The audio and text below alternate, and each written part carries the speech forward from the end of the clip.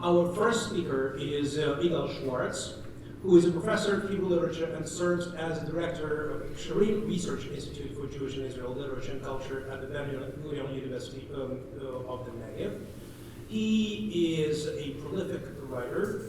He edited the literary series Critical Mass, the journal here, Mikan, for the study of Israeli literature, and has been also a co-editor of the journal Israel Review at Ben-Gurion University. His many publications include at least 10 books, many of which are translated into different languages, and his major books are such as The Ashkenazim, the Zionist Paradox, and From Individual Lament to Tribal Eternity. I like the last one, Individual Lament to Tribal Eternity. It's very suggestive. So it is my pleasure to invite Yigal Schwartz to the podium, and we have our first presenter today. Sami Michael, or Salah Menashe, as he was known as a child, was born in Baghdad on August 15, 1926. At the age of 15, he joined the communist underground in Iraq and worked against the regime and for human rights. He studied 1 year at the American University and wrote for the underground press. In 1948, after an arrest warrant was issued against him, he fled to Iran and changed his name. A year later, fearing that he would be extradited to Iraq, he went to Israel. He settled in Jaffa and moved to Haifa after Emil Habibi suggested he become a member of the editorial staff of the Communist Party newspaper Al-Ittihad. He lived in Wadi Nisnas and published stories and articles in Al-Ittihad and Al-Jadid.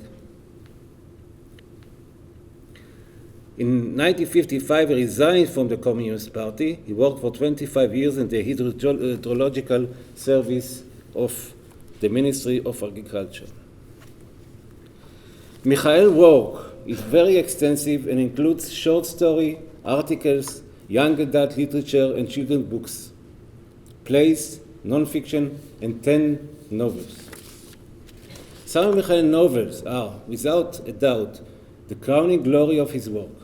In terms of subgenre, these are panoramic social novels. Usually, the plots follow the histories of 2 or 3 major families in one period. They all present existential and identity conflicts of men and women, followed meticulously against the backdrop of the rich and complicated lives of people in Michael's 2 homelands, Iraq and Israel, Palestine. The fictional arena of the events in Iraq ranges from the 1920s and 30s in Victoria through the 1930s and 40s in a handful of fog and diamond from the wilderness to the new millennium in Aida. The historical range of wars whose plots are located in Israel and in the occupied territories, open in the 1950s in All Men Are Equal, but some are more, continues through the Yom Kippur War, Refuge and Flight of Swans, 1982. And as today reaches at the Lebanon War, 1982, in Triumph in the Wadi and Pigeons at Trafalgar Square. Sami Michael novels comprise a great and rich body of text that places him in a respectable position in the history of Israeli literature. First and foremost, thanks to his literary achievements themselves, and also due the clear prominence of his wide-ranging novelistic enterprise against the background of the paucity that characterized this generic rubric in Israeli fiction. The discussion of Michael novels against the background of the state of the genre of Israeli literature may, I believe, shed lights on some of the key features of Sami Michael's art of novel and simultaneously refine our understanding of some of the inadequacies of the central division of Israeli literature. One of the most obvious facts in the study of Hebrew literature is that there is a lack of any real debate on the issue of the novel. This lack is particularly evident both against the background of discussion of this genre in research on war literature, as well as in light of the abundance of discussion of other genres and subgenres of Hebrew literature, which seems to have a more marginal status in the literary system. The reason for this phenomenon is simple. The inventory of novels, particularly panoramic social novels, in modern Hebrew literature is very meager. If in fact you can count on a little more than the fingers of both hands, the Hebrew novels written in the format of the social novels that have starred in Western culture in the modern era. The notable absence of panoramic social novels in the history of modern Hebrew literature raises at least two questions. What are the sources of this novelistic anomaly? And why does it not affect Sami Michael? It is possible to identify three sources of this general anomaly. All three are connected to the fact that the modern Hebrew literature corpus was marked for decades by the Ashkenazi Eastern European hegemony. First, this is a literature that adopted what I call the lot command. The writers who came from Eastern Europe turned their backs on the old world with its rich semiotic system. Therefore, what was available to great authors like Mendel Mocher Sfarim and Shalom Aleichem, who enriched the Jewish bookshelf with their exemplary social novels, was voluntarily denied to them. The second reason is that the new Hebrew writers, mainly the men among them, most of whom were students of traditional Jewish educational institution, had to deal with the Eretz Israel space, which was physically new to them. Similarly to the immigrant settler writers elsewhere in the world. However, in addition, and in this regard, their situation was fundamentally different from the situation of the immigrant writers who settled elsewhere. This was a linguistically and culturally occupied territory. This is because a thick dividing wall of words, terms, and symbols from the religious Jewish bookshelf stood between them and the landscape they were attempting to describe. There was also a third reason. Most of the Hebrew writers who came from Eastern Europe wrote in the framework of the paradigm of the Zionist meta-narrative, whether they agree with it or opposed it. Either way, they played on the same narrow imaginary field with strict rules regarding the degree of legitimacy and the relevance of every component of fiction. For example, the majority of Hebrew writers in the early mid 20th century were practiced in social Zionist doctrine. However, when we examine the books, it turns out that there is a significant gap between the ideological platform and the literary performances. The writers of ideological doctrine attempt to give equal weight to class and national factors. Okay? Equal weight to class and national factors. Nevertheless, Hebrew literature written in Eretz Israel is marked by a clear superiority of the national Zionist component over the social class component.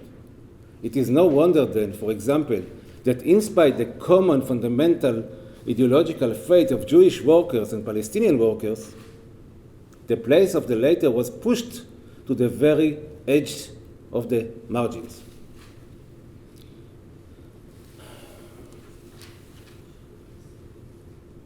זה הכיס מרה. Relinquishing the huge semiotic reservoir of Jewish culture and literature in the diaspora, the absence of coherent and solid social order in the all-new country, the need to contend with a sacred phantom language, and the narrow ideological metrics, all of these greatly narrow the possibilities of the Eastern European Hebrew writers in their efforts to write panoramic social novels. Clarifying the circumstances that created the novelistic anomaly among Eastern European Ashkenazi writers makes easier the task of describing the circumstances due to which, it seems, this anomaly has not affected Sami Michael. First, Sami Michael and several writers from Arab countries who followed him absolutely refused to obey Lot's command. Michael, like Appelfeld, who also refused to obey this command, saw in his biographical past and the tradition of the Iraqi Jewish tribe to which he belonged a treasure, a vital and inexhaustible source. Baghdad, the big city, its diverse population, its various quarters, and its long and unstable history, a central axis of which is, as Michael repeatedly emphasized, 1,000 years of continuous Jewish existence, served him as a source of a great inspiration. In the bosom of this rich semiotic space, he created a social novel that shaped personal and impersonal conflicts in a variety of spectacular links to ethnic, national, economic, and ideological diversity. Moreover, this anthropological diversity fit Michael's worldview as a glove, like a glove. As a young man, he became an educated, determined communist revolutionary, conscious of the human texture of Iraqi society, with its various factions. Indeed, as he has noted in an interview to Rovik Rosenthal, in the 1940s, the years in which the communist underground in Iraq was active, there was no real proletariat in Iraq. However, Iraqi society was characterized by very significant class differences and tensions which are reflected in countless ways in his Iraqi novels. The combination of the refusal to accept the Lot command and the internalization of the Marxist principle of class war are reflected in dozens of unforgettable passages in which Michael describes the affluent quarters and the extremely poor quarters of Baghdad. This is so, for example, in the following passage from Victoria, short, very short passage, whose focus is the Jewish quarter of Baghdad, on the threshold of the 1930s. This is a site of accelerated demographic change that is significance from the characters of this extraordinary novel. Seeing you hand out the first passage, אוקיי? יש לך את זה? אוקיי, אתה בטח זוכר את זה, אתה כתבת את זה.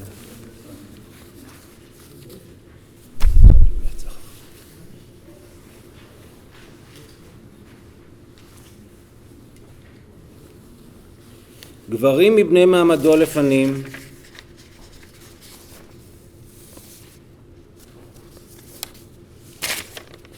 גברים מבני מעמדו לפנים, בסוגריים, של אביה של ויקטוריה, שהוא ובני משפחתו נשארו ברובע היהודי, כבר הפליגו אל הרבעים החדשים, אל בתים מוצקים עם חשמל, שמחלונותיהם נשקף נוף של עצים.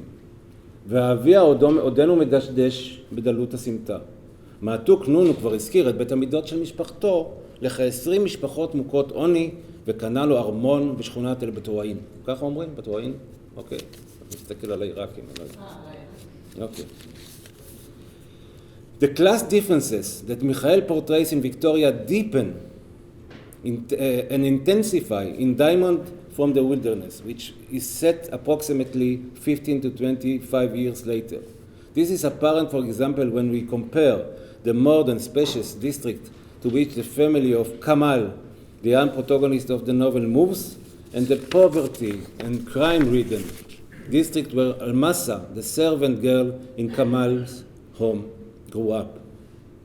In Victoria and in the Diamond for the Wilderness, Michael describes class differences and displays of wealth and poverty mainly among Jews. In Handful of Fog, he describes class differences and displays of poverty and wealth mainly amongst Arabs, both Muslims and Christians. Sorry.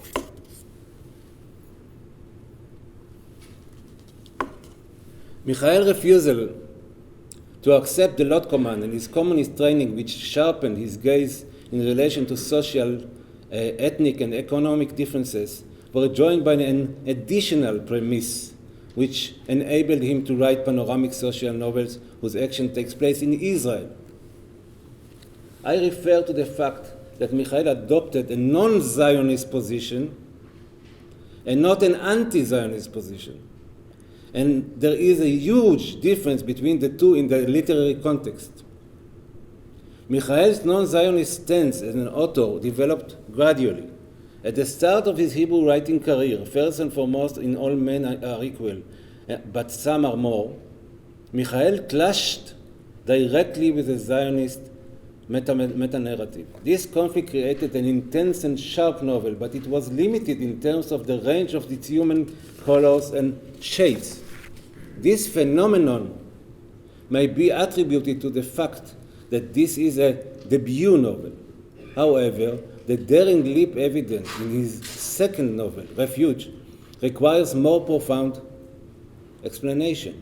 What happened was, I assume, that in the period between all men are equal, but some are more, and Refuge, Michael engaged in artistic self-examination and came to the same conclusion reached by the brilliant literary critic Linda Hutchon, that the literary historical narratives of exclude groups seeking recognition of their place in the established history often tend to duplicate the very narrative that they critique. Michael elegantly avoided the trap into which militant Mizrahi writers and Orthodox literary scholars of post-colonialism fell. Unlike them, he did not duplicate the hegemonic metrics, but rather played a sophisticated game with it. This game allowed him, on the one hand, to create a fertile discourse with the broad Israeli public, and on the other, to give an actual voice rich, diverse, and very reliable to the groups that had been excluded from the dominant central discourse. The most prominent manifestation of this phenomenon is the extensive space that Michael assigns in his work to Arabs who live in different spaces in Israel-Palestine. When we examine all Michael's Israeli-Palestine novels, we discover a deep social, class, economic, political structure similar to the deep structure of his Iraqi novels. The origin of this similarity, I would argue, lies in the realistic data that stood before Michael, but also, and perhaps primarily, the philosophical literary move that he created in practice. This seems to be a clear case of literary cultural projection. Sami Michael took the Israeli-Palestine reality, behind which stood neither long national tribal traditions nor any strict class tradition, and imposed upon it the right, also because political and ideological assumptions, upon it the ripe Iraqi model created over the course of centuries to form a typical tribal class society. The result of this process is that in dozens of places in Michael's work we encounter a complex, layered Israeli-Palestinian society. Here, for example, is an excerpt from Pigeons in Trafalgar Square, in which two sisters, Palestinian servants from a refugee camp, ponder the behavior of their employers and educated Arab families. See expert 2. חלק קטע שני. נבילה קיבלה בחיוך את שתי האחיות, והציעה להם לקחת אל בתיהן את כל התבשילים שנותרו מאמש, יחד עם כל הירקות והפירות. הם לא הסתירו את שמחתן, ותשפשפו ותחצו טוב טוב את כל מה שאפשר מדלת הכניסה ועד סככת הגפן בגינה, ביקשה מהן. הן, המשרתות, הביטו בה בפליאה, הלא רק אתמול ניקו את הבית ניקוי יסודי. תפתיש, חיפוש, הסבירה בקול ששביעה לעדה. בלילה היה תפתיש מחורבן. הן, המשרתות, חייכו בהתחשבות ובהבנה, כפי שציפתה מהם, אך בליבן לא זע שום נים. הבית היה שלם, הרהיטים עמדו במקומם, אף דלת לא נסדקה, לא היו שברי צלחות. התפנקות של השירים הסתובבו ביניהם השתיים. אילו ראתה הגברת נבילה קרים כיצד מבצעים תפטיש בבקתות ובבתים הראויים שבמחנה הפליטים, אילו הייתה מוצאת את עצמה יושבת שבולדוזר גילח את מחציתו. Michael's elegant avoidance of the chains of the Zionist meta-narrative that bound most Jewish Israeli authors was for him in line with the characteristic of the European literary corpus that attached him in his youth, like we heard yesterday when Benny spoke with him. עניינה אותנו בעיקר הספרות היפה, מקסים גורקי, סינקלר לואיס. האם של גורקי היה בעבורנו חברי המחתרת כמו תנ"ך, כמו שהספר אנשי פמפילוב היה בישראל. אגב, ספר שבכלל לא תרגמנו כי הוא לא עניין אותנו. האם עוסק בתקופת המחתרת הקומוניסטית, בימים היפים של הקומוניסטים שלפני המהפכה, ולכן דיבר אלינו כך. קראנו לענתנו גם ספרות צבאית על מלחמות הצבא האדום. הספרים של דיקנס, שעסקו בעניינים חברתיים, עוררו בנו תחושות הזדהות. קראנו בתרגום אנגלית הספרות הצרפתית מהמאה הקודמת, ויקטור הוגו ואמיל זולה. The deep historiographical structure, similarity of the two divisions of the fiction of Sami Michael, the Iraqi division and the Israeli-Palestinian division, is reflected in the similarity in the structure of the reciprocal relations between the two plot axes that have a dominant status in his novels. The first of this is the axis of mission. In all of Michael's books, the protagonist and sometimes secondary characters must carry out a mission. Most of these missions are related to moral leadership and or artistic training. In other words, Michael's protagonists, like the protagonist of the European Bildungsroman in its artistic and creative subgenre, are found in the quest. This, it must be noted, is a social culture request rather than religious one. But sometimes, however, it reaches mythical dimension. The most obvious example of this kind of quest is the plot of the novel Water Kissing Novel, that I like very much, as you know. Yosef, the protagonist of the novel, gradually becomes the waterman, a semi-human, semi-mythical figure.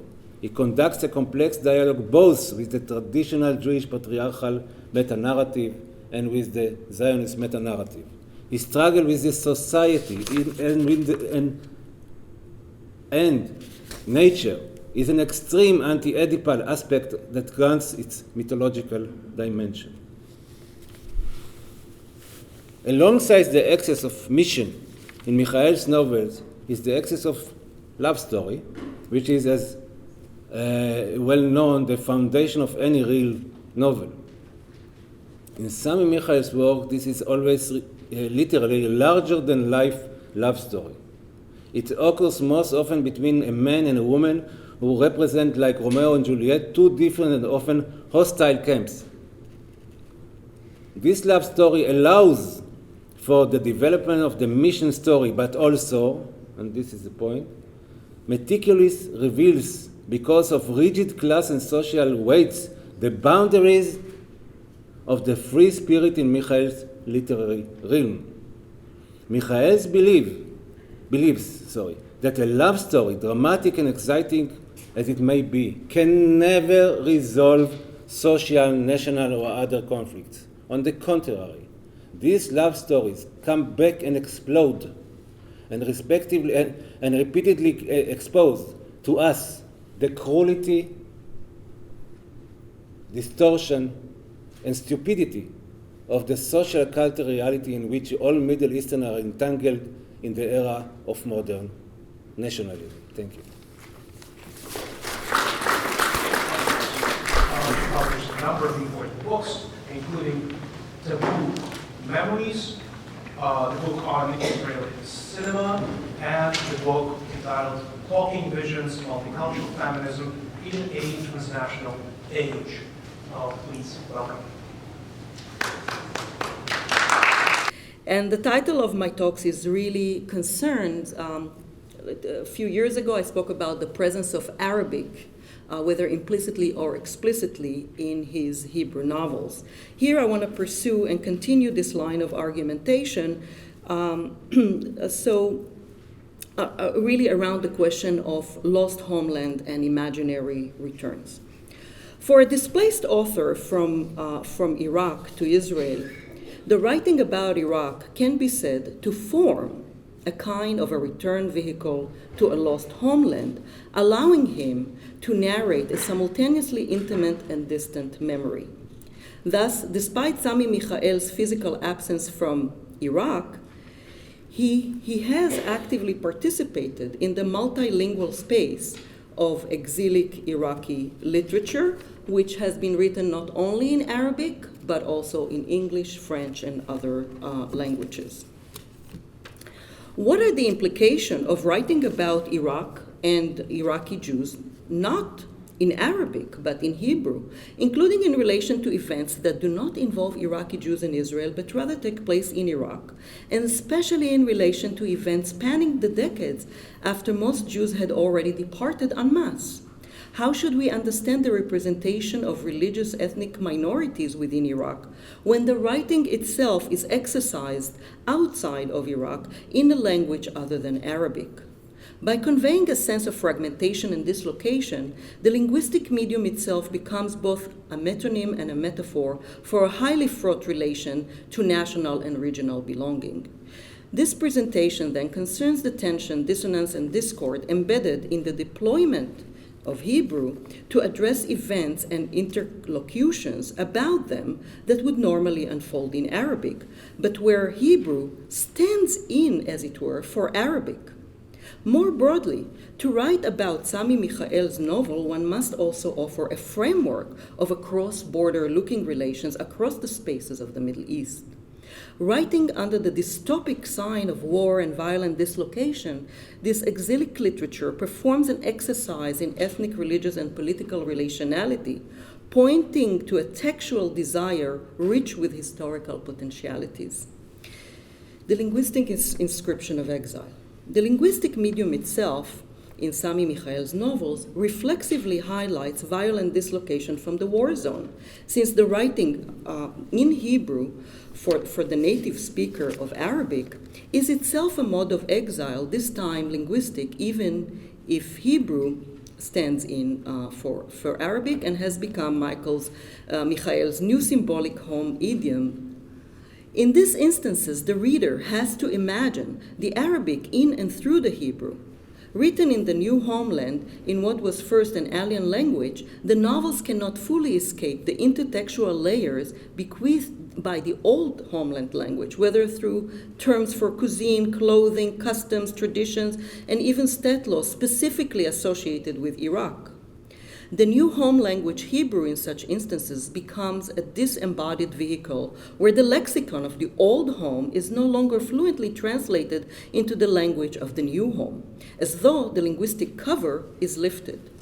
In this sense, the dislocated novel always already involves a tension between the diegetic world of the text, Arabic and Iraq, and the language of an other world that is mediated through this diegetic world, that is Hebrew. Such exilic novels are embedded in a structural paradox that reflexively evokes the author's displacement in the wake of 1948 war. The dissonance, however, becomes accentuated when the cover language, Hebrew, belonged to an enemy country of the birth country, Iraq.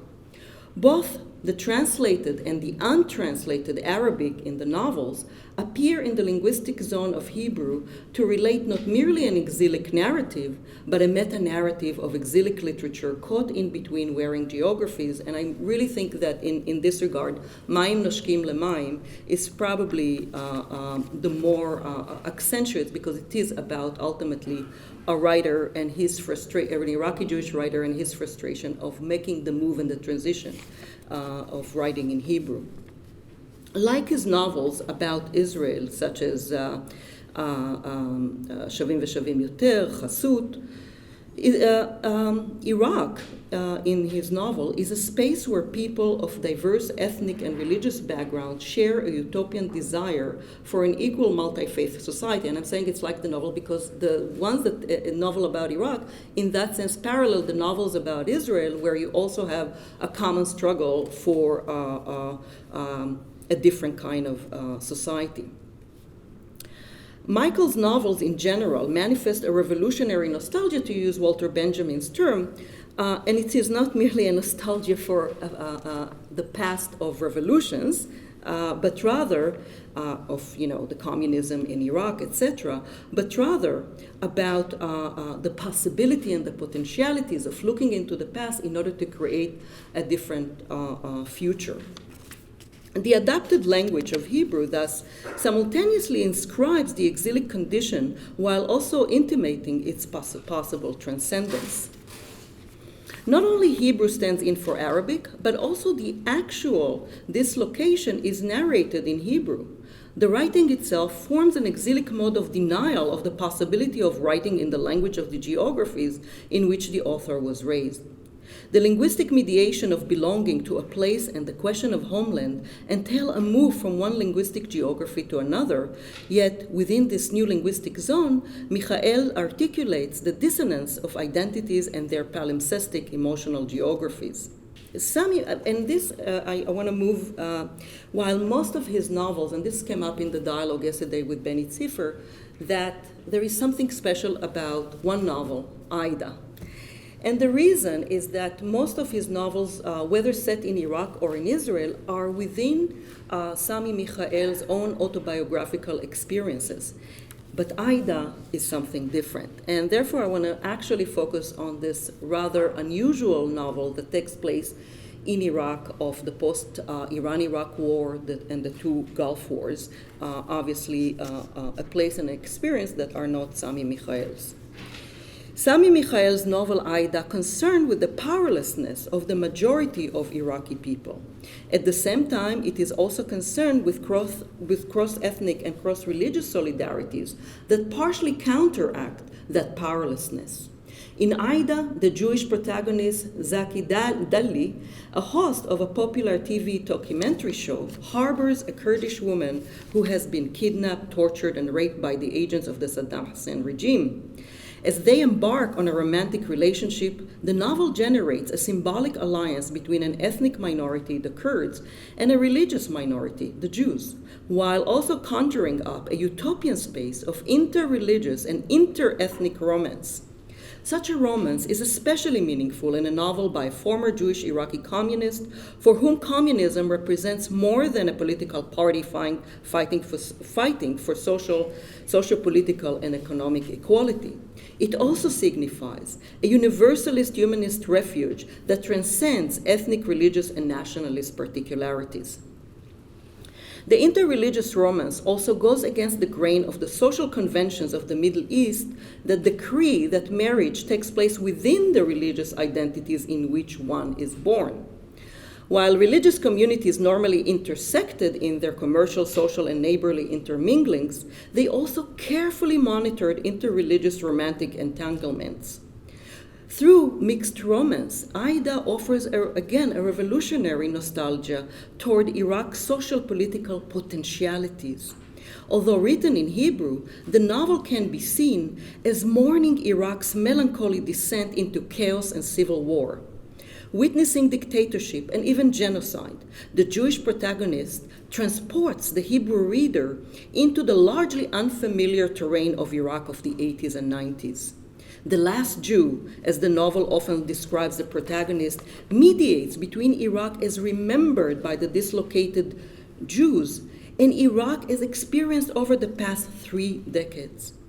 Events in the present evoked incidents in the past, generating a sense of historical repetition while also re-familiarizing Iraq for its displaced absentees. Set in the Iraq of the post-Iran-Iraq war and during the sanction period, which led to also the Gulf Wars, which led to the suppression of the Kurdish and Shia uprisings, and during the sanction period following Following that suppression, Aida represents Iraq as a multi-ethnic and multi-religious space. Apart from the Jewish protagonist Zaki and the title character, the Kurdish Aida, the novel depicts close relationship between Zaki and the Shia woman Samia, who was a neighbor but also a close childhood friend.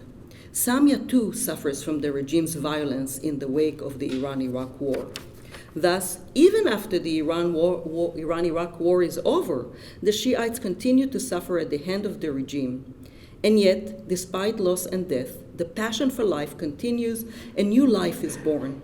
Samia asks her neighbor friend Zaki to marry Siham in order to protect them by offering a cover for her hidden son and her impregnated daughter-in-law who live in the basement, because Samia, as you may recall, hides her sons in the basement to avoid them being arrested by the Mukhabarat.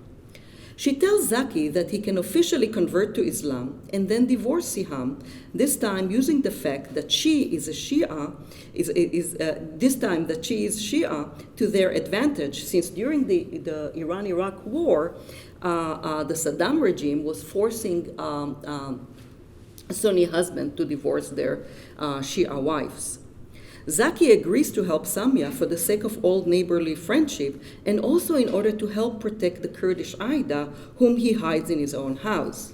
The war thus ended up creating spatially bifurcated lives. One lived above ground and the other lived below.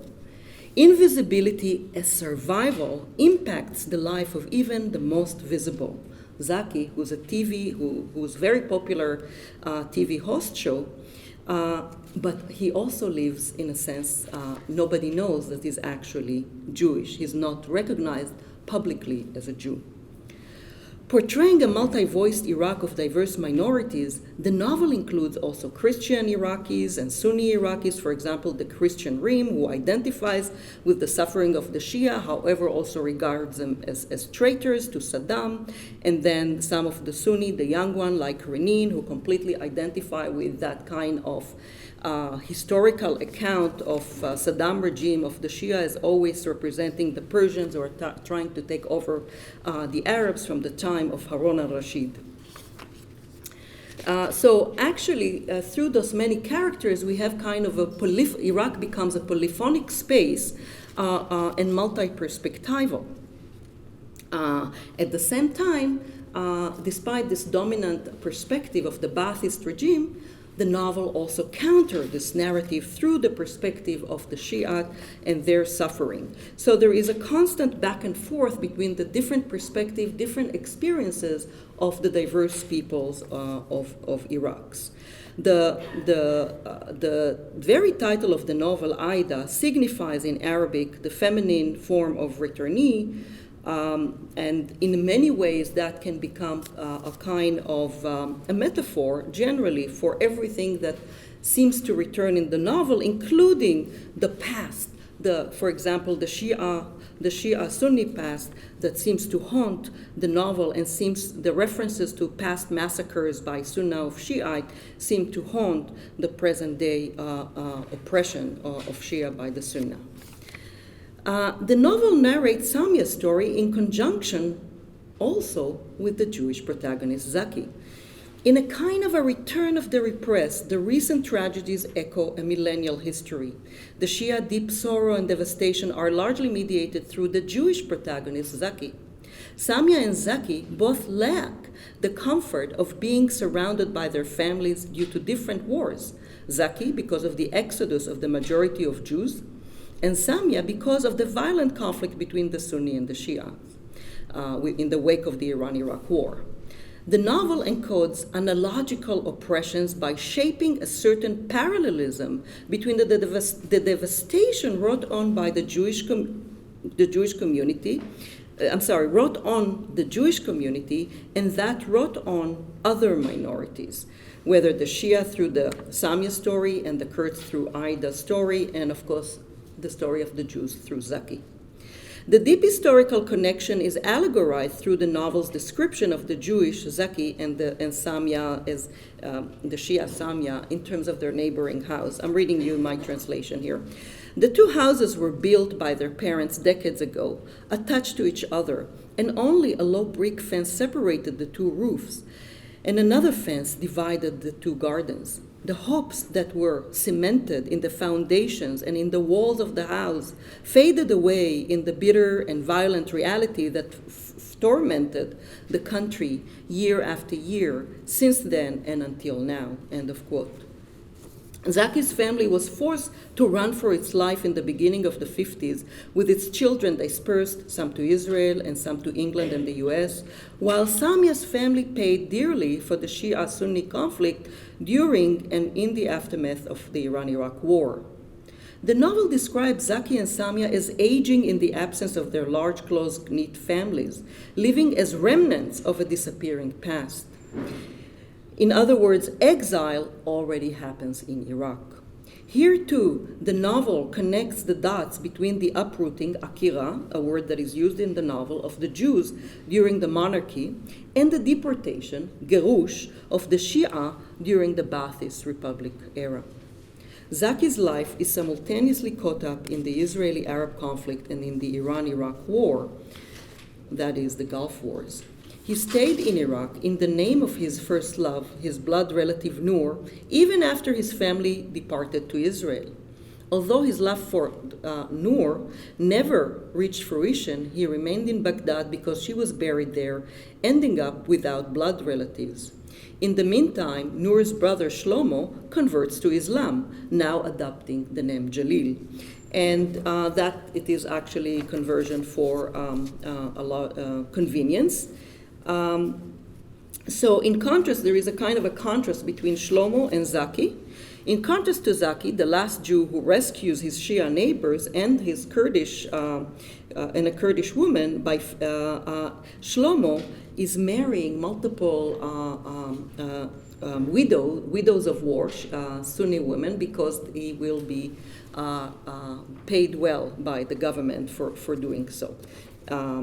So in a sense, they represent different kind of characters in terms of the Jewish community. However, true to its universalist vision, Aida does not idealize any community, including not the Shias. For example, Siham, who's Samia's daughter-in-law, does not hide her perception of the Jew as polluted, nijis, while the Sunni agent of the genocidal regime, the high-ranking Mukhabarat officer Nizar, saves the life of the Jewish protagonist. So actually, the very same people who may kill and commit genocide, such as Nizar, may also hide and protect others. Ultimately, one can say this novel, and generally the work of Sami Michael, goes again any kind of ethnic national essentialism. It actually transcends any kind of effort to portray one community as good and another one as bad. And this is, I would say, is systematic throughout his novels. At the same time, it also suggests that this binary vision of the Arab versus Israel is even more complicated in terms of blood relationship, because the many children that Shlomo Jalil has with the war widows actually are relative of his children who ended up in Israel. And when the smart bombs are falling over Baghdad, the Scuds are falling over Israel and, in a sense, endangering the same family. In that way, it is not about Iraq versus Israel, but rather a way of transcending this kind of Arab versus Jew boundaries and even enemy countries. Most importantly, the text carries the Hebrew reader into the Iraqi reality on the ground, which during the 91 Gulf War was largely televised through the aerial point of view of the smart bombs. The Sunni Iraqis in the novel are represented through Maher, Nizar, both of whom are friends of the protagonist. But whereas Nizar is the agent of the Mukhabarat and committing genocide, Maher despite experiencing the pressure to divorce his Shia wife, refuses to do so. He tells Zaki that he would not have replaced his Shia wife with any other family, and certainly not after the tragedy and the killing that they had to face. So once again, we do not have simply positive character from one community and a negative one, but each community is carefully represented in its complexity. The last Jew of Iraq thus becomes inadvertently embroiled in the ongoing Sunni-Shia conflict. When Nizar visits Zaki's house, the protagonist feels compelled to warn his neighbor Samia in order to protect her. The Jewish Zaki can befriend, at the same time, befriend a prominent Sunni. While the Iran-Iraq war haunts all characters in the novel, Aida largely takes place during the Sanction era, beginning with the invasion of Kuwait and the Gulf War, which resulted in the suppression of the Shia and Kurdish rebellions. The novel describes air raids on Baghdad by the US and British during the early days of the war, with moving description of the consequences of the war on the ground, where innocent civilians face hunger, power cuts, intense cold, and the stench of rotting meat in the refrigerator. The novel also inventories the effect of sanctions and the inability to secure needed medicines. The Sunni Nizar becomes ill, and Zaki's heart weakens and sickens as well. Zaki's revelation to Aida at the beginning of the novel that, in fact, all I want, quote, is to be the last Jew in this place, which they say used to be paradise, end of quote, does not materialize. Zaki begins to realize that the true motherland is not just a piece of earth, but also the woman he loves. And as long as he loved the Jewish Nur, his first love, who was buried in Iraq, he was inextricably bound to Iraq. But after losing Nur, who was tortured in the desert and imprisoned and eventually died in Zaki's arms, he later shelters the Kurdish woman Aida, who was also tortured by the regime, yet somehow survived and finds love with her. The various regimes' utilization of rape as a weapon, depicted in Aida, conveyed through the fright of the about-to-be imprisoned Jewish communist Nur, who is suggested endured multiple rapes, as well as through the present-day repetition of this terrorizing tactic toward the Kurdish Aida. Yet Nur symbolically returns to Zaki's life via the Kurdish woman, allowing for Eros to somehow transcend Thanatos and the possibility of returning to life, to Aida in this sense. At the end of the novel, Aida the Kurd and Zaki the Jew fly out of Iraq. Their destination, however, remains unknown. In Aida, the departure of the last Jew at the end of the novel is interwoven with his flashbacks on his departing family members during the mass exodus of the early 50s. The present-day dislocations are viewed retroactively as anticipated by past displacement, and in this sense, it is another return of the repressed within the history of Iraq. The diverse wars, the partition of Palestine and the 48 war, the 67 war, which made the place of Jews impossible in Iraq, the Iran-Iraq war, which made the Shias' life in Iraq impossible, the ongoing war on Kurds, along with the US and British bombing of Iraq, turned Iraq for its people into a hellish place from which exile becomes the only possible salvation. Aida, however, does not end with a separatist view of Iraq, but rather with an allegorical utopia of cross-ethnic and cross-religious solidarity. Aida concludes with the expression of a longing to transcend ethnic religious conflict through humanist universalism. In this novel, Michael, who left Iraq during the mass exodus of 50-51, is not writing about Iraq of autobiographical memory, but rather about the could-have-beens of history, i.e., what might have happened had they stayed in Iraq. In this sense, the author conveys allegories of belonging, where writing about an Iraq of a time in which he never lived becomes a way of expressing a desire to belong to the place he was forced to leave. The title of Aida also refers to Verdi's opera that revolves around kidnapping of an Ethiopian princess by the ancient Egyptians, an allusion made by the Jewish protagonist in relation to the Kurdish woman who found shelter in his house. The theme of kidnapping thus runs through the text, and it comes to allegorize the kidnapping of a country in its entirety. For the exilic writer, the depiction of the regimes robbing people of their lives forms a mode of solidarity with the unattainable homeland, Iraq. And in the relative safe haven of Israel, the dislocated author produces a literature that conveys his own sense of having been kidnapped from Iraq due to political persecution. In one of many paradoxical and anomalous situations, Sami Michael, who was a non-Zionist communist, nonetheless ended up in Israel. Yet through a narrative that does not revolve around Iraqis in Israel or around Iraq of the 30s and the 40s, but rather around post-Jewish Exodus Iraq, the exilic novel creates a narrative space through which he comes to belong, almost prosthetically, as it were, to an Iraq that is no longer accessible to him.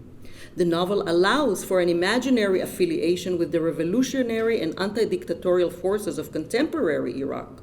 Michael vicariously joins the anti-totalitarian efforts to overthrow the dictatorial regimes, as though continuing his youthful communist thawra, or revolution of his time, directed at that time through the oppressive monarchy, but transposed in the novel into solidarity with the revolutionary opponents of the dictatorship of Saddam's Ba'ath Party. Setting Aida between 1991 and the 2003 wars, Michael demonstrates clear empathy for the Iraqi people suffering not only from atrocities committed by the Saddam Hussein regime, but also from the Allies' wars against Iraq.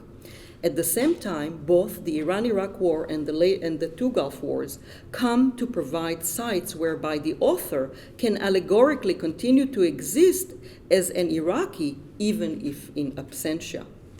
In sum, Aida is written under the sign and the impact of war, orchestrating multiple religious and ethnic voices as a way out of the ethnic and religious monologism, as well as out of nationalist xenophobia. Thank you very much.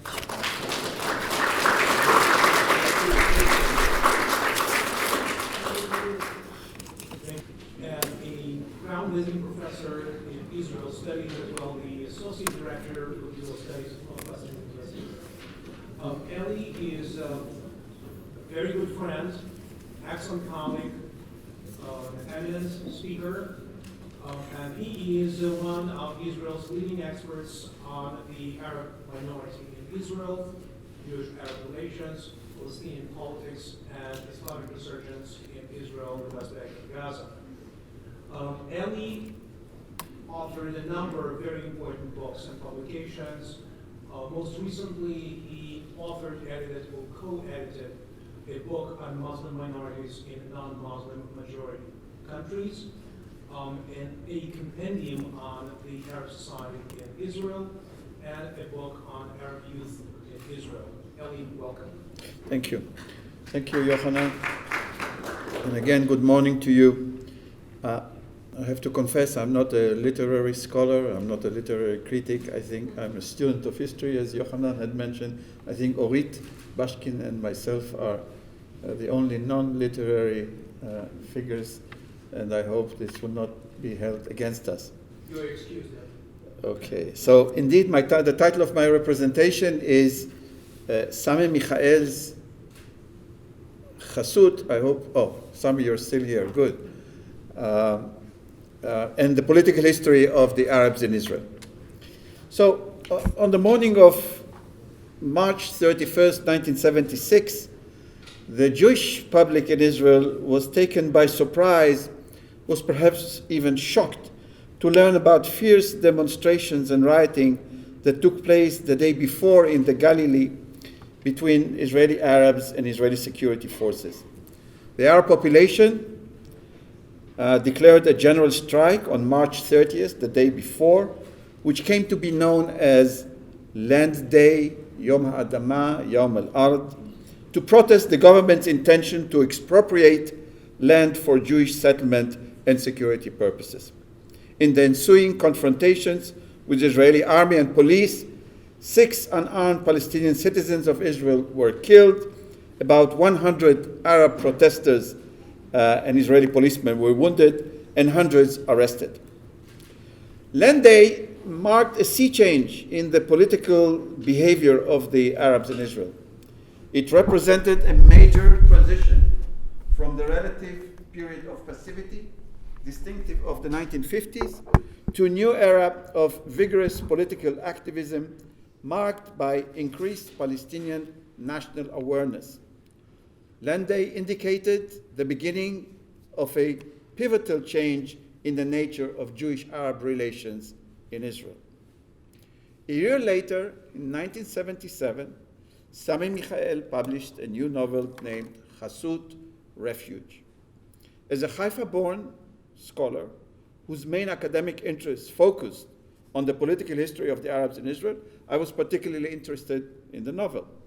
Having read it carefully, it became apparent to me that Sami Michael offered in an unprecedented way a surprisingly insightful and perceptive study of the political national change which the Arab minority underwent after the 1967 and the 1973 wars, a process which culminated in the 1976 Land Day.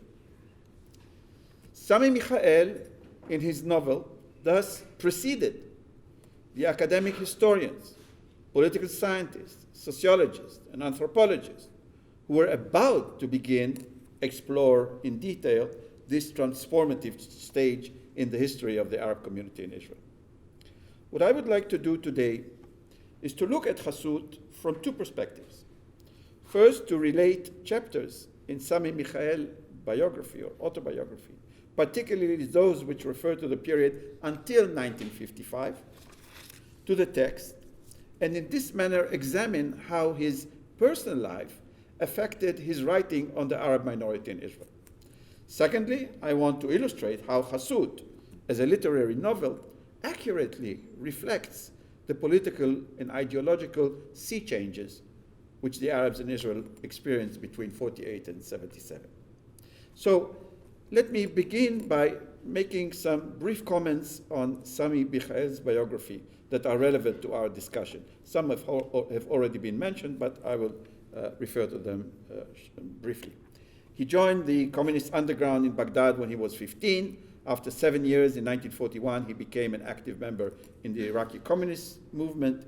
He arrived in Israel in April 1949 and immediately joined the ICP, the Israeli Communist Party, Maki, as did many former Iraqi Jewish communists who immigrated to Israel.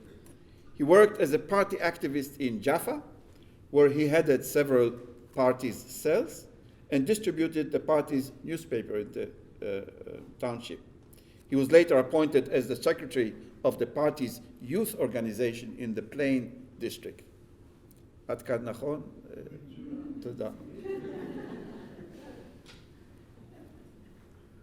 In the early 1950s, after his military service in the IDF, he was invited by Emil Habibi to join the editorial board of Al-Ittihad, the party's bi-weekly in Arabic. Orit, my colleague, will further elaborate on his contribution to Al-Ittihad. I only should add that in Al-Ittihad, he reported on the Jewish newcomers to the Ma'abarot, the transit camps, again, something that Orit will talk about, their socio-economic distress. He also served as a roving reporter in the Arab villages and contributed to the literary supplement of Al-Ittihad. He left the party in 1955 after he became deeply disenchanted with the USSR. He was determined to break with communism after he concluded that the world communist movement had abandoned its genuine humanistic and universalistic ideology. Sami was strongly affected by the wide-scale purges carried out by Stalin, the Soviet persecution of Jews in the 1950s, and the 1955 Soviet-Egyptian arms deal, which put Israel at risk. Concurrently, he was dismayed by the personal corruption of Maki's top echelons leadership, by what he oftentimes referred to as the filth, zohama, of the highest ranks. Let us recall that Sami, as was as already mentioned several times, was born and raised in Baghdad. He was a member of Maki, where he interacted with Arab political activists, intellectuals, and the party's rank and file. He also lived in the mixed Jewish town of Haifa, and specifically so in the Wadi Nisnas area. All of these factors enabled him to closely and intimately acquaint himself with Arab culture, the Arab way of life, and the local Arab Palestinians and their political orientations, features which are so well depicted in Hasud. A second sort of influence on Sami Michael's writing, to my humble view, which I wish to discuss, are the major turning points in Jewish-Arab relations inside Israel between 48 and 77. And again, with very briefly, I want to describe these developments so as to contextualize my argument. The 1948 war created a unique situation of an Arab minority within a Jewish state. Israel was established as a Jewish state, but in fact not exclusively so. Some 100,000 Arabs who stayed, who remained, became Israeli citizens, but remained at the same time emotionally, nationally, culturally, and religiously bound to the surrounding Arab world. And this necessarily resulted in a sharp crisis of national identity. The conditions that prevailed until the 67 war allowed the vast majority of the Israeli Arabs to maintain some sort of a delicate balance between the Israeli and the Arab components of their identity. They were physically detached and isolated from the rest of the Arab world. Moreover, and for the most of the period, they were subject to Israeli military government rule between 1948 and 1966. Politically, the Arab public was roughly divided into two camps. One was labeled as quote-unquote moderate and the other as quote-unquote nationalist. The latter was represented by Maki, which became popular with the Arab sector, not because so much because of its Marxist-Leninist ideological appeal. Revolutionary principles such as class struggle, socialist reform, and the dictatorship of the proletariat have been played down. Rather, the Arab masses were attracted by its expression of pro-Arab and unambiguously anti-Zionist attitudes. Maki turned into the principal champion of civil and national rights for the Israeli Arabs. The party's organ in Arabic, Al-Ittihad, played a major role in promoting Arab national sentiment. Tension between Jews and Arabs in Maki prevailed in both the organizational and ideological spheres. Fierce internal debates surfaced occasionally, particularly when Arab senior members adopted more nationalistic positions than the official party line. In 1965, this internal controversy reached its peak and led Israeli communists to split into an almost Jewish faction, which retained the name Maki, and an Arab Jewish faction, which adopted the name Raqqa. The Six-Day War represented a watershed. It had significantly impacted the manner in which the Arabs in Israel identified themselves. Preoccupied with the euphoric victory of 67, very few Jewish observers noted the effect which the war was about to have on the Arab community in Israel. The war had shattered the inner world of this community. After 19 years of physical detachment, they were suddenly reunified with the Palestinian brethren in the West Bank and Gaza. As a result, the national Palestinian affiliation became increasingly pronounced. The dilemma of their identity became much more acute. Furthermore, the ascendance of the PLO since the early 1970s and the impact of the Palestinian armed struggle strengthened their Palestinian roots and initiated a process which came to be known as Palestinization. The 1973 war further accelerated and enhanced this trend. The Arabs in Israel closely witnessed the process of demoralization within the Jewish society as a result of the massive blow to the IDF and the numerous casualties. They were empowered by the manifestation of internal and Israeli weakness. In addition, the significant demographic growth of the Arab sector, which reached the figure of nearly 500,000 in the mid-70s, reinforced the sense of Arab inner strength and self-confidence. These developments had profoundly modified the Israeli Arabs' ideological preferences and political behavior, as was demonstrated in 1976 Land Day. So let me turn now to Chassout. I don't have the necessary time to provide a synopsis of the book. I will only briefly say that it chronicles the activities of Jewish and Arab members of Israel's Communist Party in Haifa. The book does not refer to the Communist Party per se, it refers to the organization. And all of this takes place during the first days of the Yom Kippur War, the 1973 war. So now I come to my first major point after this lengthy introduction, which hopefully will serve me in bringing my cause. Sami Michael's, in my humble opinion, pioneering achievement is that he had dramatically transformed the traditional image of the Arab as portrayed in Israeli literature up to that point, a point that in fact was mentioned and raised by Benny last night and in the interview. Fathi, the main Arab protagonist, as Ehud Ben Ezer, the literary critic, had observed, is a far cry from all stereotypes of Arab individuals that were encountered in the past. Fathi is educated, intelligent, sensitive, talented. He represents an antithesis to the traditional description of the quote-unquote primitive Falah or the noble Bedouin horseman in Moshe Smilansky's stories. The image of the Arab prisoner who poses a moral dilemma to the Israeli soldiers in the literature of the 1948 generation, Sameh Chizar, or the mute Arab in Aleph Bet Yehoshua's Facing the Forest. These images are being now replaced by a lively human being of quote-unquote flesh and blood with merits and faults, who is the product of Israeli society, for better or worse. Sami Michael himself testified to the change in the Arab image in a recent interview, and I quote, "This was the first time that the Israeli readers were exposed to a gallery, a wide panorama of Arab characters constituting a complex society. These range from a poet to a laborer, from refugees to modern-day intellectual. This was new to the Israeli reader, no longer a unidimensional character who reflects popular saying such as Arab work or dumb Arabs. I presented, says Sami, a totally different Arab, as I know him because I grew amongst Arabs." Unquote. Many themes in Chassout relate to the culture, the way of life and politics of the Arabs in Israel in the 60s and 70s. I would like to focus on how it was mirrored in the character of Fathi, the main Arab protagonist, the poet.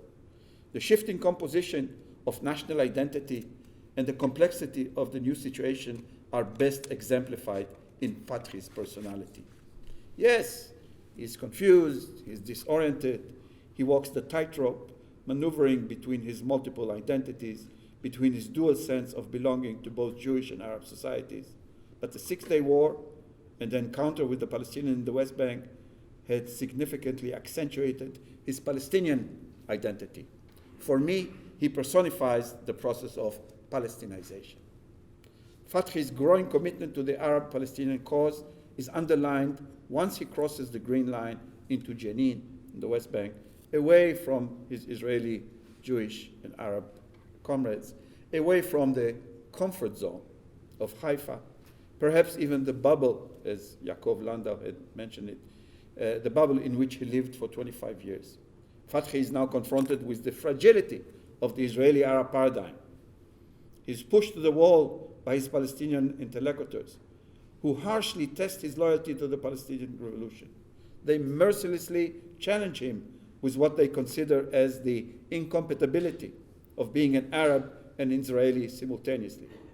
They blatantly accuse him of being, quote, a Zionist worm, whom the Jews have robbed of his manhood. In a coffee house in Jenin, he's being mocked at as an Israeli, and in defense, he almost screams out defensively, "I'm an Arab. I'm a son of an Arab from Beit Netofa." Thus, The impact of the Six-Day War gradually leads Fathi to acknowledge and eventually accept the subsequent collapse of the Israeli-Arab formula created in 1948. Quote, "I've had enough of being an acrobat. It doesn't work, an Arab and Israeli at the same time. It's us or them," unquote. Conversely, he now leans increasingly towards the Palestinian Arab side, vehemently proclaiming his newly established affinity to the PLO. Fathi even goes further, to a point where he's considering joining the Palestinian armed struggle. Quote, "I was visiting with some friends in Jenin," he confesses, "when by chance 3 combatants belonging to the Palestinian Resistance Organization came in. An hour later, one of them died out of injuries," my addition, presumably after a clash with the Israelis. "The men left a gap in the ranks," Fathi thinks. "Why don't I, Fathi, the Arab, rise and fill his place?" he rhetorically asks. Sami Michael sharpens Fathi's dilemma even more when he confronts him with the image of Fakhri, the poet-fighter, his past friend who left Israel and moved to Beirut. All signs indicate that Sami Michael portrays Fakhri in the image of the Palestinian-Israeli poet Mahmoud Darwish, who in 1970, while attending a conference in Moscow on behalf of the Israeli Communist Party, decided to desert Israel. He landed in Beirut, first in Cairo and then in Beirut, where he became a leading figure within the ranks of the PLO. Parenthetically, I should add that Darwish, a native of the village of Birwe, who died in 2008, is considered the Palestinian national poet. So Darwish, in 1970, joined 2 other Israeli nationalists who fled or left Israel, Sabri Jirius and Habib Kahwaji. Together, they established a lobby representing the Israeli Arab within the PLO's leadership and led the PLO to abandon its past policies of alienating and degrading the Arabs in Israel and instead embrace them as a legitimate and integral part of the Palestinian revolution. In the book, Fakhri, the self-imposed exile seated in Beirut, condemns Fathi,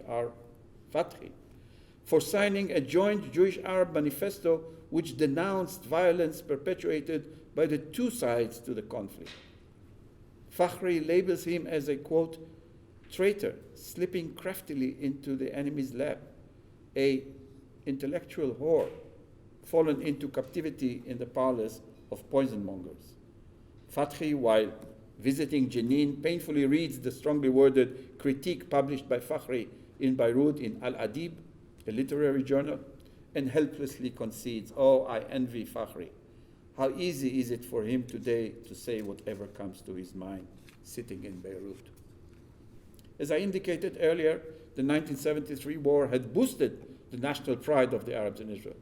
Fakhri is overwhelmed by the news of the Arab surprise attack and jubilantly exclaims, quote, "An Egyptian flag on the eastern bank of the Suez Canal, Qantara is liberated, Jabal al-Sheikh, Mount Hermon, is in Syrian hands, and the Syrian forces rush like the devil towards the Sea of Galilee."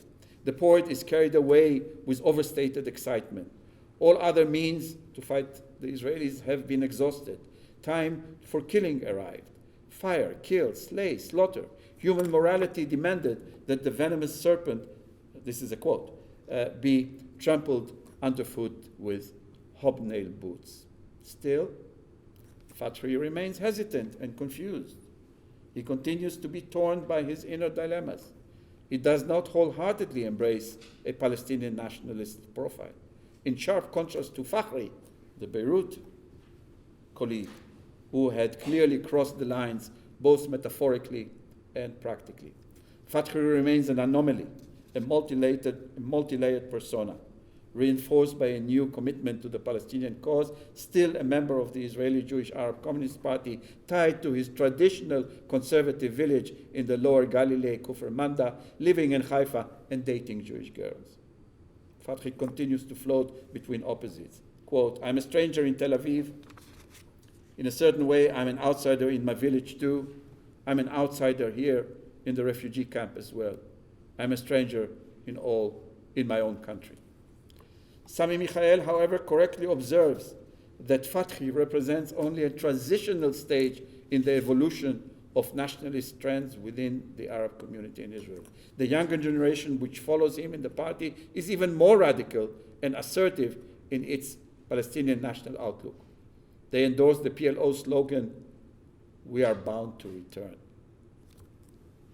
The revolutionary change of the 1960s and 70s is concurrently discernible in the weakening of the inner cohesion of the Communist Party, which Sami Michael describes most competently due to his long-time acquaintance with the party.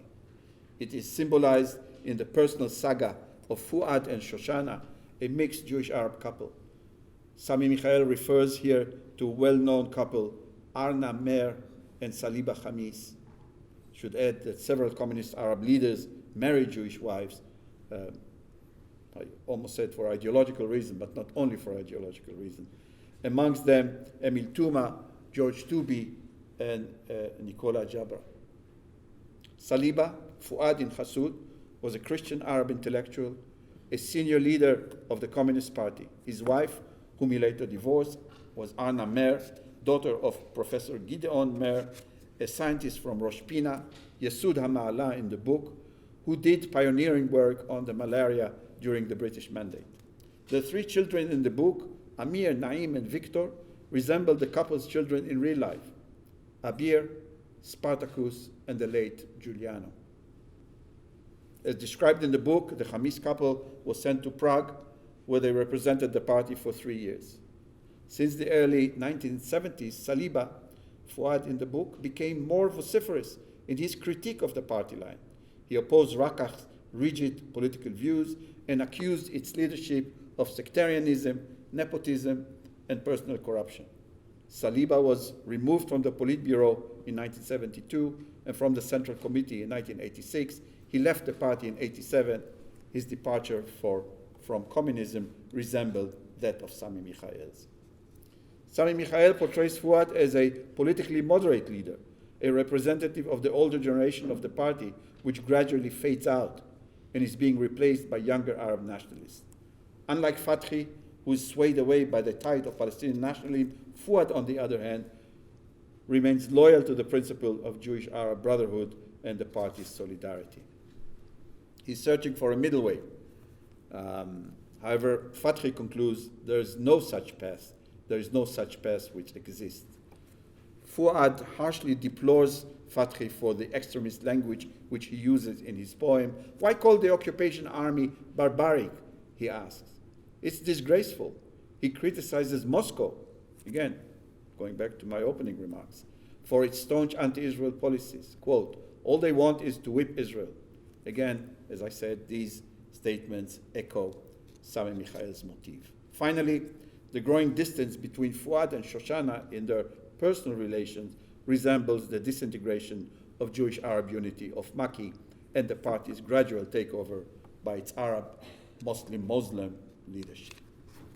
To sum up, Sami Michael in Hassud has broadened the Israeli literary space by introducing the Israeli Jewish reader to the other Arab citizens of Israel, who represents an antithesis to the stereotyped Arab protagonist described by early Israeli Hebrew writers. At the same time, Michael can be credited for singularly identifying and analyzing political processes which the Arabs in Israel underwent in the late 1960s and early 1970s.